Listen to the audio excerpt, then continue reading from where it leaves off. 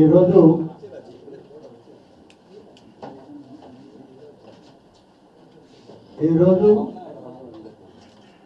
నెల్లూరు జిల్లా రైతాంగం యొక్క బాధలు కష్టాలు వాటన్నిటినీ విముక్తి చేయడానికి రాష్ట్ర ముఖ్యమంత్రి గారైన శ్రీ చంద్రబాబు నాయుడు గారి ఆదేశాల మేరకు మన జిల్లా మంత్రి శ్రీ పొంగూరు నారాయణ గారి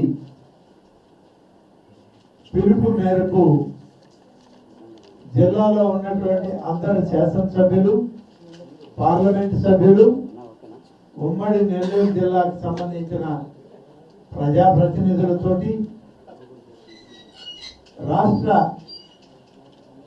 ఇరిగేషన్ శాఖ మంత్రులు శ్రీ నిమ్మల రామానాయుడు గారు, ముఖ్యమంత్రి చంద్రబాబు నాయుడు గారి అనుమతితో మన జిల్లాకి రావడం జరిగింది.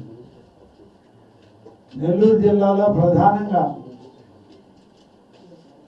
గడిచిన 2 సంవత్సరాలుగా జరిగిన నష్టాలని వారు స్వయంగా చూడాలని సోమశిల తెలుగు గంగలో భాగమైన కండలేరు రిజర్వాయర్లని పరిశీలించడానికి వారు రావడం, మేమందరం కూడా ఉదయం నుంచి వారికి తోడుగా ఉండి